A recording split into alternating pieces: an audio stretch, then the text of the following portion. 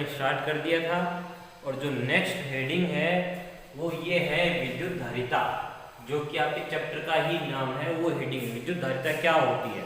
अपन ने बेसिक पढ़ा था, चालक पढ़ा था, कुचालक पढ़ा था, बद्ध आवेश या बद्ध आवेश पढ़ा था, मुक्त या स्वतंत्र आवेश पढ़ा था अपन ने।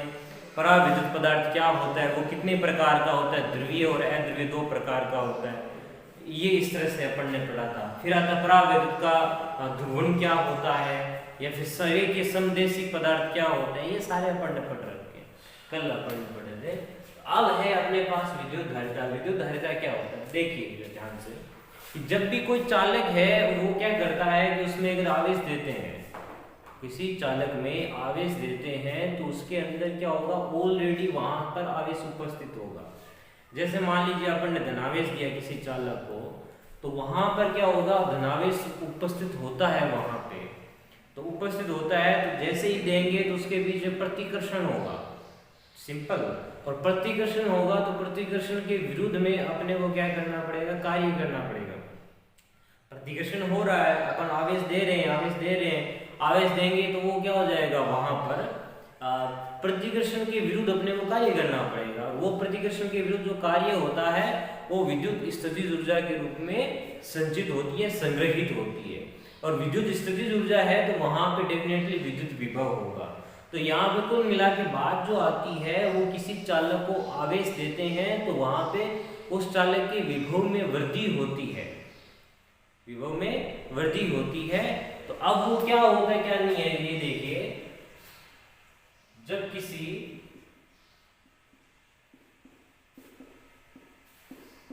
चालक को आवेश दिया जाता है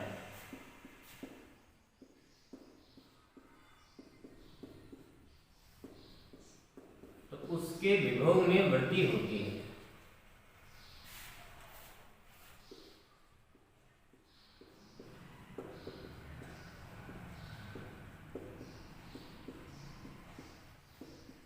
अर्थात ये हो गया कि जो विभव होता है वो दिए गए आवेश के समानुपाती होता है।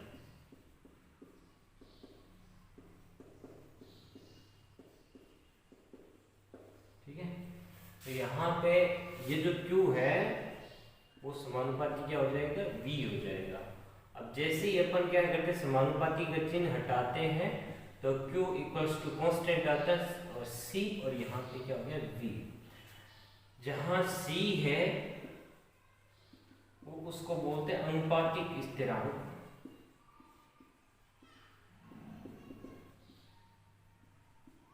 जो कि चालक की धारिता कहलाती है। इसका मतलब C की वैल्यू क्या होगी, Q अपॉन में कितना हो गया, V हो गया। अब लेकिन ये तो यहाँ ऐसी चीजें कुछ विद्युत धारिता की परिभाषा ही नहीं होगी। अब क्या होता है, इसमें विद्युत धारिता की परिभाषा देखने के लिए क्या होता है, जो किसी चालक द्वारा विद्युत धारा जो है किसी चालक द्वारा आवेश ग्रहण करने की क्षमता होती है ना, ग्रहण करने की क्षमता विद्युत धारिता कहलाती है।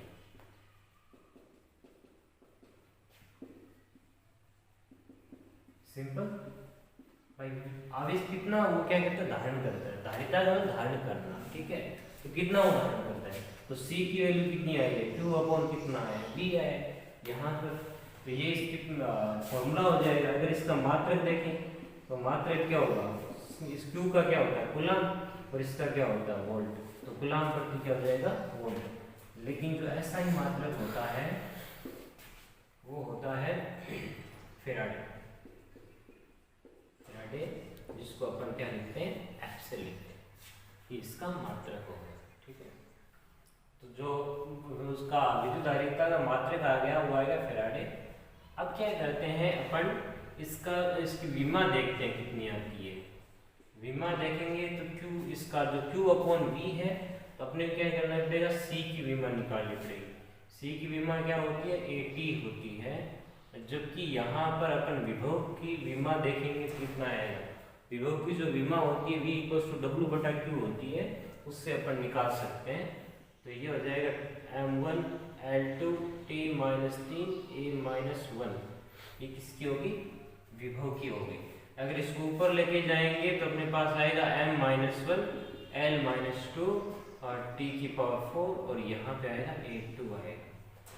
ये इसकी विमा हो गई। अब देखिए अगर C और V के बीच में, इसमें Q और V के बीच में ग्राफ खींचने पर, Q तथा V के मध्य ग्राफ, इसमें कैसे होगा, अगर V इधर लेते हैं और Q इधर लेते हैं और अपन क्या करते हैं, यहाँ पर जो मिलेगा Q समानुपाती क्या होता है, V होता है। जैसे जैसे V बढ़ेगा वैसे वैसे Q बढ़ेगा। तो यहाँ पर जो ग्राफ मिलेगा वो क्या मिलेगा, सीधी रेखा मिलेगी। अब सीधी रेखा मिलेगी, अगर इसकी ढाल देखी जाए, ढाल कितनी मान लीजिए थीटा है, तो यहाँ पे जो ढाल होगी वो किसको लिखते हैं, tan थीटा से लिखते हैं।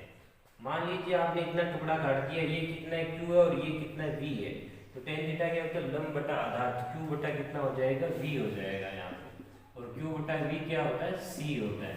इसका मतलब ये हो गया कि जो Q तथा V के मध्य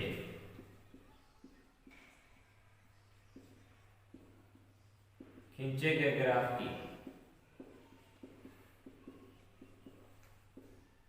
ढाल धारिता C को व्यक्त करती है, C को व्यक्त करती है। ठीक है। अब देखिए ज्यादातर क्या होता है, इसकी जो धारिता होती है माइक्रोफैराडे के अंदर, उसमें और दी जाती है, माइक्रो 10⁻⁶ मिल जाएगा। अब देखो एक सिंपल सी कहानी बताता हूँ। इसमें क्या होता है कि धारिता का या फिर यूं को कहाँ मिलेगा, फैन के जो पंखे के ऊपर जो एक सेल लगता है, कंडेंसर लगता है लोगों को, उसके ऊपर लिखा हुआ होता है 10 माइक्रोफैराडे μF की वैल्यू। तो वो एक सेल, वो इसको कैपेसिटर बोलते हैं। तो वो जो क्या करेगा, चार्ज को स्टोर करके रखता है वोल्टेज के फॉर्म में, या फिर जो विद्युत है वो ऊर्जा है वो संचित करके रखता है। तो वो एक तरह से क्या है, एक तरह से क्या, वो एक संधारित्र होता है जो कि धारिता को धारण करके रखता है। ठीक है। नेक्स्ट है अपने पास विलगित गोलीय चालक की धारिता। विलगित का मतलब होता है अलग किया हुआ भाग, मतलब कोई भी वातावरण है उसमें से आपने अलग कर दिया भाग को, जिसमें ताप दाब वो अलग होता है, वो क्या होता है, विलगित है। मान लीजिए ये एक आपके पास एक पूरा निकाय है या यूं को पूरा वातावरण के अंदर है, आपने इसको अलग कर लिया तो इससे कोई भी ताप दाब, इससे कोई प्रभाव नहीं पड़ेगा, तो ये विलगित निकाय हो जाएगा। अब इसकी धारिता कितनी होती है चेक करते हैं। मान लीजिए आपके पास एक गोलीय निकाय है जिसका केंद्र O और त्रिज्या कितनी R, और यहाँ पे +Q आवेश दिया हुआ है। सिंपल मैं लिख देता हूं, माना कोई गोलीय निकाय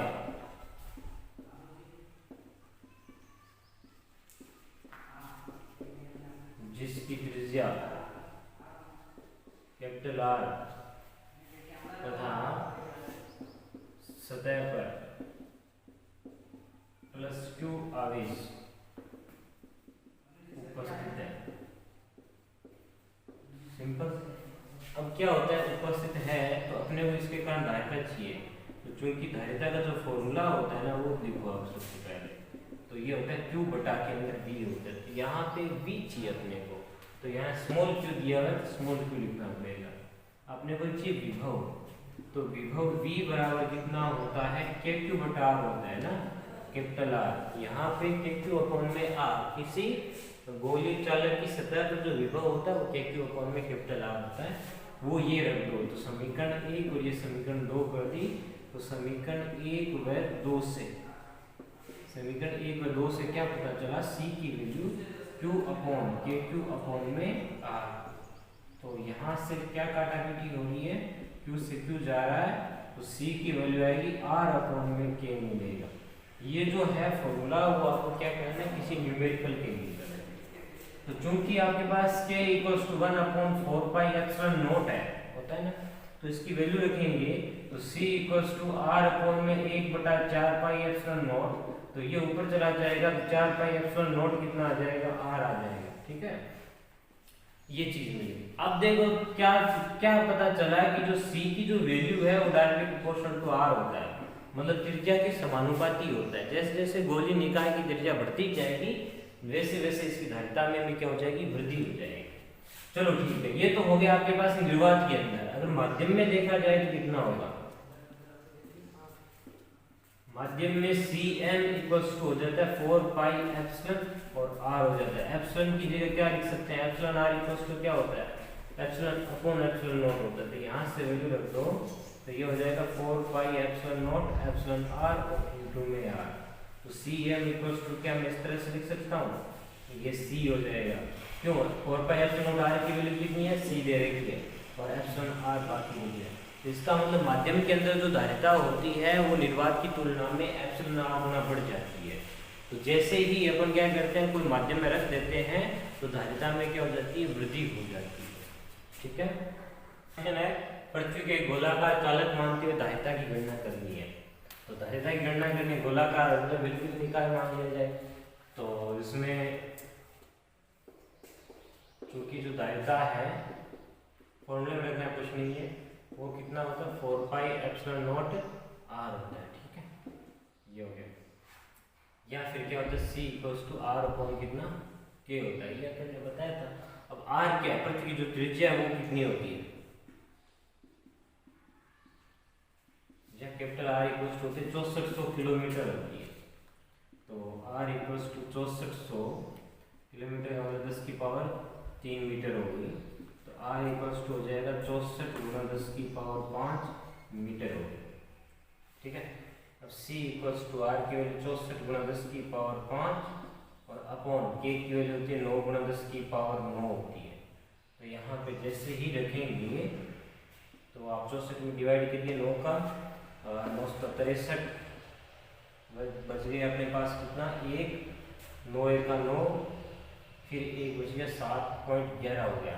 तो c की वैल्यू कितनी होगी, 7.11 इंटू 10 की पावर, ये 5 है, ये 9 है, तो ये ऊपर जाके माइनस का 4 बच जाएगा। ठीक है, तो अगर c इक्वल्स टू देखें तो ये 711 गुना 10 की पावर -6 कर दिया, तो ये 711 10 की पावर -6 होता है माइक्रो, और यहाँ पे इसकी जो मात्रक है वो कितना है, फैराडे। तो 711 माइक्रो फैराडे, इतनी बड़ी पृथ्वी जो कहता है उसमें सी आती है। ठीक, नई हेडिंग है वो संधारित्र, इंपॉर्टेंट हेडिंग है। संधारित्र क्या होता है, हाँ वही बात होता है, मैंने पंखे के अंदर जो सेल लगा होता है ऊपर की ओर, वो क्या होता है, संधारित्र होता है। अब इसकी परिभाषा क्या होता है, संधारित्र क्या होता है, क्या है। अब देखिए इसके अंदर धारिता होती है ना, वो ये होती है धारिता C equals to Q upon V। मेरे को धारिता के मान में वृद्धि करनी है, धारिता के मान में वृद्धि करनी है तो कैसे कर सकते, कौन सा तरीका होगा। धारिता के मान में वृद्धि करनी है तो Q की वैल्यू बढ़ाऊंगा तो C की वैल्यू बढ़ेगी। सिंपल, Q की वैल्यू बढ़ाने से C की वैल्यू बढ़ती है। अगर ऐसा करता हूं तो इसका मतलब ये हो गया, किसी भी प्लेट पर दिया गया आवेश में वृद्धि करना, और वृद्धि करना इसका मतलब क्या होता है, प्लेट जो भी होता है, धातु होता है या चालक होता है, उसके आकार में वृद्धि करना। सिंपल, अब आकार में वृद्धि करते हैं तो उस अवस्था में जो कॉस्ट है वो बढ़ जाती है, मतलब जो लागत होती है वो बढ़ जाती है, और इतना बड़े आकार का जो कैपेसिटर या वैसे रख नहीं सकते। ठीक है, तो क्या करें, इसकी धारिता के मान में तो वृद्धि करनी, करें क्या। इसका मतलब ये हो गया, दूसरा जो तरीका होता है वो आवेश में न वृद्धि करके अगर V के मान में कमी कर देते हैं, V के मान में कमी करने तो C का मान क्या हो जाएगा, बढ़ जाएगा। तो ये ठीक है, यहाँ पे क्या करते हैं कि V के मान में कमी करके और धारिता के मान में वृद्धि कर देते हैं। तो इसका मतलब संधारित्र क्या हो गया कि एक ऐसी युक्ति होती है जो क्या करता है, विभव के मान में कमी करके और धारिता के मान को बढ़ा देता है, उसे क्या कहते हैं, संधारित्र कहते हैं। इसकी परिभाषा हो गई। तो ऐसे एक ऐसी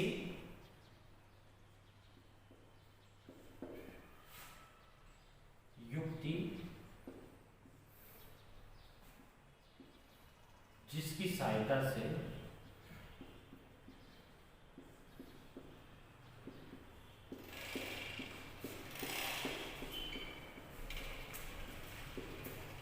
विभव के मान में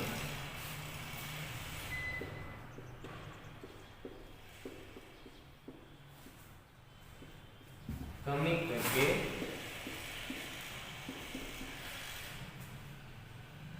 धारिता का मान बढ़ाया जाता है।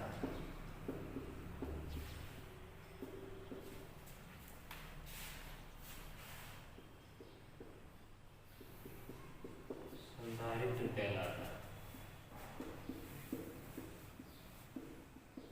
ठीक है, तो ये हो गया संधारित्र की। अब ये संधारित्र बनता कैसे? इसके अंदर दो प्लेट होती है, एक होती है प्लस का क्यू और एक होती है माइनस का क्यू। इसको दिखाने के लिए इस तरह से प्लेट होती है ऐसे परिपथ के अंदर, ये समान आकार की होती है। अच्छा, इसके जो प्रकार है वो भी देख लो, ये 3 प्रकार के होते हैं।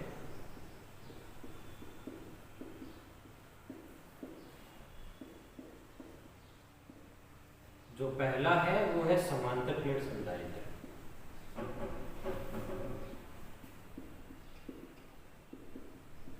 और जो दूसरा है वो है गोलीय संधारित्र,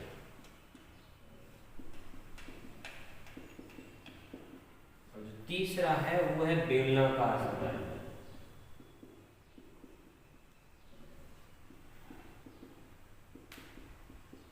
अब जो अपने सिलेबस के अंदर है वो समांतर प्लेट संधारित्र और गोलीय संधारित्र, बेलनाकार संधारित्र नहीं है। अब जो भी है जो संधारित्र है वो क्या करेगा, इस तरह से 2 प्लेटें होंगी यहाँ पे, जो कि एक प्लस का क्यू की तरह भांति व्यवहार करेगी और एक क्या करेगी, माइनस के क्यू की तरह व्यवहार करेगी। और इसको किससे जोड़ दिया जाता है, एक बैटरी से जोड़ दिया जाता है। तो सर्किट के अंदर अगर कोई भी संधारित्र अगर अपने को व्यक्त करना हो तो अपन क्या कर देते हैं, 2 समान इसे समांतर इस तरह से अपन 2 प्लेटें खींच देते हैं और एक बैटरी और इसके अंदर देखो क्या चेंज है, बैटरी का एक टर्मिनल तो बड़ा लिखा जाता है और एक होता है वो छोटा होता है। छोटा वाला होता है माइनस का और ये बड़ा वाला होता है प्लस का होता है। लेकिन संधारित्र के अंदर ये क्या है, दोनों के दोनों ये है टर्मिनल, उनकी जो लंबाई है वो सेम रखी जाती है और एक पर जो आवेश दिया जाता है प्लस का क्यू और दूसरे पर दिया जाता है वो है माइनस का क्यू। ठीक है, अब अपन बात करते हैं संधारित्र के सिद्धांत की। देखिए नेक्स्ट टॉपिक है संधारित्र का सिद्धांत। ये संधारित्र का सिद्धांत क्या है, किस सिद्धांत पर कार्य करता है, कैसे विभव में कमी होती है और उसके जो धारिता के मान में कैसे वृद्धि होती है। चलो अपन देखते हैं। अपने पास एक प्लेट है ये, ठीक, जिस पर अपने को प्लस क्यू आवेश दिया हुआ है, इस पर प्लस क्यू है। ठीक, एक है बी प्लेट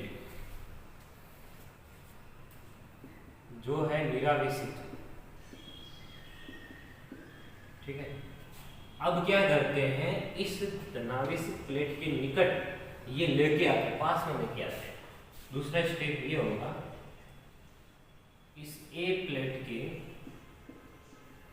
पास में बी प्लेट लाई जाती है और बी प्लेट लेके आएंगे तो ये क्या करेगा, प्रेरण होगा। दोनों के पास में क्या होगा, प्रेरण होगा। प्रेरण का मतलब क्या होता है, जब भी एक आवेशित वस्तु के पास में निरावेशित वस्तु लेके आते हैं तो वहां पर समान और विपरीत प्रकृति के आवेश होते हैं। तो ये क्या होगा, यहाँ पे प्लस है तो विपरीत प्रकृति ये आवेश क्या हो जाएगा, यहाँ पे माइनस हो जाएगा और बाहर की साइड क्या हो जाएगा, यहाँ पे प्लस हो जाएगा। सिंपल। लेकिन अपने को चाहिए खाली एक आवेश, तो अपन क्या करते हैं, वापिस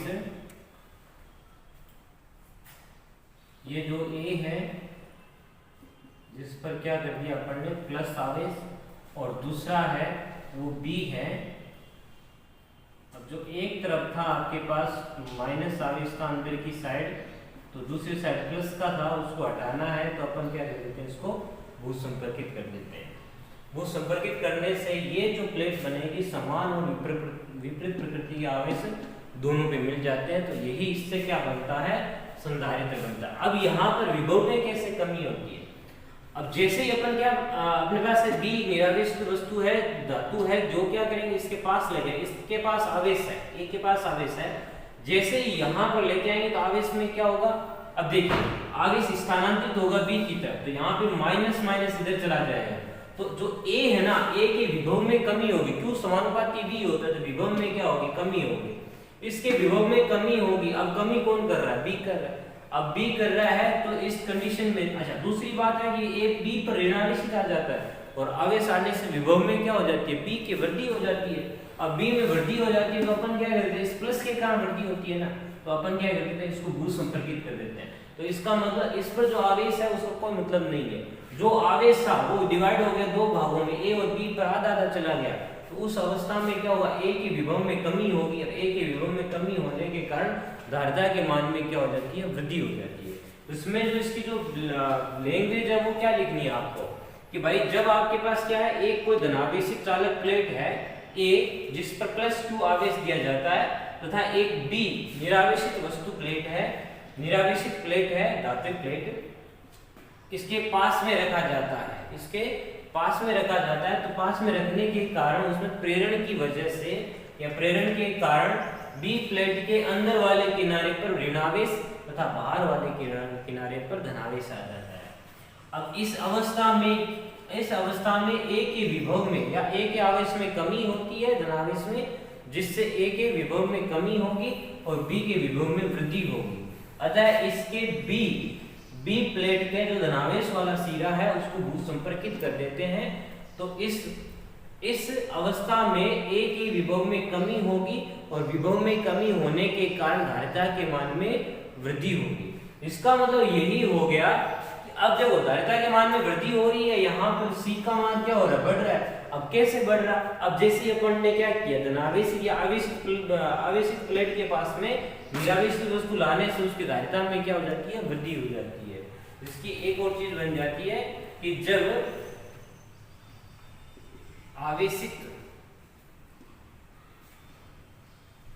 धात्विक प्लेट के पास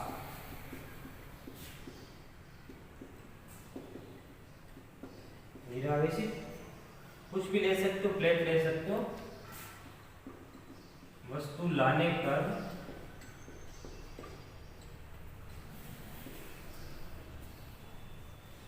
विभव में कमी होती है। अच्छा निरावेशित लेके आते हो तो निरावेशित यहाँ लिख रहा हूं भू संपर्कित, अच्छा रहेगा।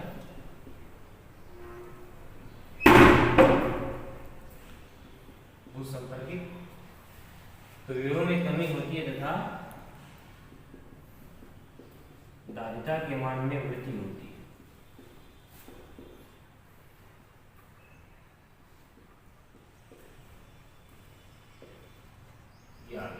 ठीक है,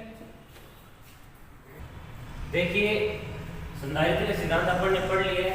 अब क्या है कि यहाँ पर जो चालक होते हैं ना, तो चालक की जो प्लेट होती है उसके आकार के आधार पर ये तीन प्रकार के होते हैं। बताया मैंने, समांतर प्लेट संधारित्र, गोलीय और बेलनाकार संधारित्र। तो इसके अंदर जो सबसे पहले जो हेडिंग है अपने पास वो है समांतर प्लेट संधारित्र।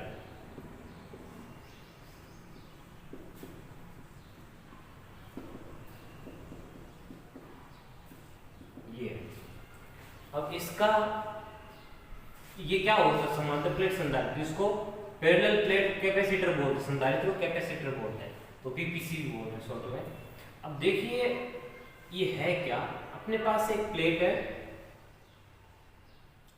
और जिस पर दिया हुआ प्लस का क्यू आवेश दिया हुआ है, दूसरी प्लेट है जिस पर क्या दिया हुआ माइनस का क्यू आवेश दिया हुआ, और दोनों को एक निश्चित दूरी डी दूरी पर रख दिया जाता है।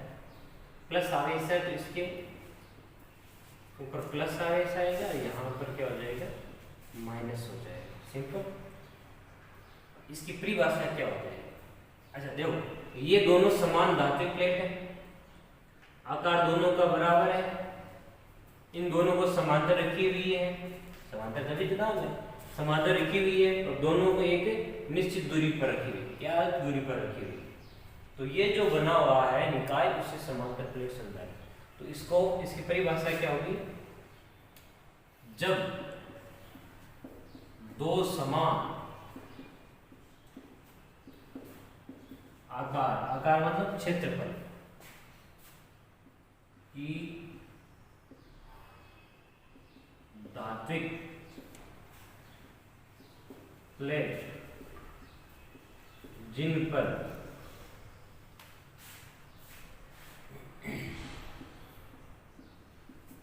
समान परिमाण तथा विपरीत प्रकृति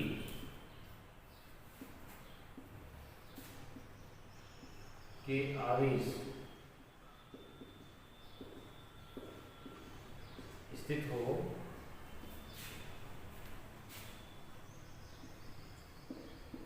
इन्हें परस्पर एक दूसरे की बात है, इन्हें समांतर एक निश्चित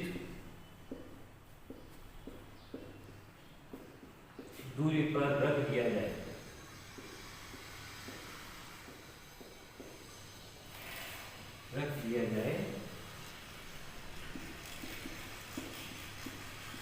तो बनने वाला निकाल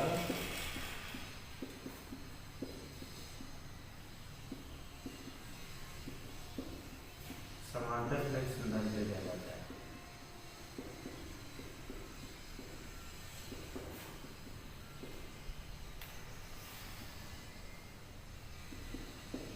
ये इसकी परिभाषा होगी।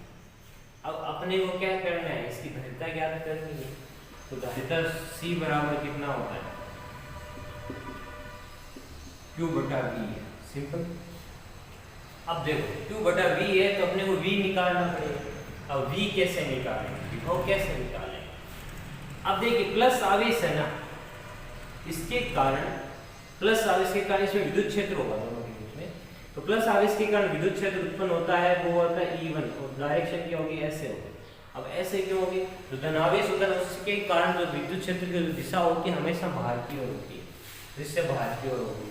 अब ऋणावेश है, ऋणावेश के कारण जो अपने पास क्या होगी, विद्युत क्षेत्र है वो मान लिया मैंने E2 ले लिया। अब वो भी दिशा इधर इधर क्यों ले ली, क्योंकि ऋणावेश के कारण जो दिशा होती है हमेशा अंदर की ओर होती है। अब अंदर की ओर होती है तो अब ये कितना होगा, तो इसके लिए देखो चूंकि दोनों प्लेटों के मध्य, क्योंकि एक बार लिख लेता हूं मैं, माना दो समान आकार मतलब एक क्षेत्रफल की प्लेट जिन पर क्रमशः प्लस Q तथा माइनस Q आवेश स्थित है, इन्हें परस्पर d दूरी पर रखा गया है। ठीक है, माना धनावेश प्लेट के कारण विद्युत विभव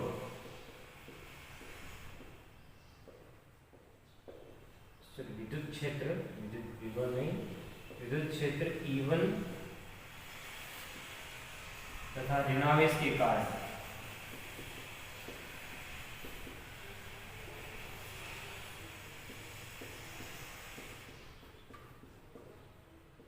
विद्युत क्षेत्र कितना है, E2 है।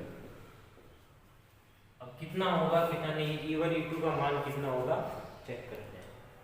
अब जो E1 है वो कितना होता है, देखो धात्विक प्लेट के कारण होता है सिग्मा अपॉन एप्सिलॉन नॉट होता है। ठीक है, अब धात्विक प्लेट के कारण, लेकिन यहाँ पे एक तरफ ले रहे हैं ना, दोनों तरफ नहीं एक तरफ है, तो यहाँ पे कितना हो जाएगा 2 एप्सिलॉन नॉट हो जाएगा। और इसकी जो दिशा है वो क्या होगी, प्लस से माइनस की ओर, तो पॉजिटिव टू नेगेटिव। ठीक है, अब E2 है वो भी कितना होगा, सिग्मा अपॉन में 2 एप्सिलॉन नॉट। सिग्मा क्या है यहाँ पे, सिग्मा अपने पास क्या है, जो आवेश घनत्व दिया हुआ। अब क्या करते हैं, कुल जो विद्युत क्षेत्र देखें कितना आएगा, दोनों दिशा सेम है ना, कुल विद्युत क्षेत्र E का मान कितना है, E1 प्लस कितना करना पड़ेगा, E2, तो sigma upon 2 epsilon not plus sigma upon 2 epsilon not, तो ये हो गया सिग्मा अपॉन में एप्सिलॉन नॉट हो गया, सिंपल कहानी। तो अपने पास विद्युत क्षेत्र है वो आया सिग्मा अपॉन में एप्सिलॉन नॉट है। अब क्या करते हैं, अपने को चाहिए, चूंकि जो धारिता थी वो कितनी थी, C equals to Q upon D था, विभव चाहिए ना, तो विभव कितना मिलेगा, विभव V बराबर होता है E और D। अब E D का मतलब क्या, E विद्युत क्षेत्र है और D इसकी क्या है, दूरी है। अब वो कैसे आता है, अब E की वैल्यू क्या होती है, KQ अपॉन में R स्क्वायर होती है, V की वैल्यू क्या होती है, KQ अपॉन में R होता था। अगर मैं इसको R और इससे R से मल्टीप्लाई करते हैं तो ये होता है KQ अपॉन R स्क्वायर और यहाँ पे R, तो ये तो हो गया E और यहाँ पे क्या हो गया R। R की जगह ये जो दूरी है वो कितनी दे रखी है, D है, तो ये विभव इक्वल्स टू क्या हो जाएगा, ED हो जाएगा। तो यहाँ पर जो E का मान है तो वो कितना दे रखा है, सिग्मा अपॉन एप्सिलॉन नॉट, और यहाँ पे दे रखा है D दे रखा है। अब जो ये सिग्मा की जो वैल्यू है वो क्या होता है, Q अपॉन A होता है, क्यों, A इसका क्या क्षेत्रफल, तो जैसे रखेंगे तो जो V का मान मिलेगा वो कितना मिलेगा, V इक्वल्स टू रख दीजिए सिग्मा में, तो ये हो जाएगा Q upon A epsilon not, और यहाँ पे क्या हो गया, D हो गया, ठीक है। अतः धारिता कितनी होगी,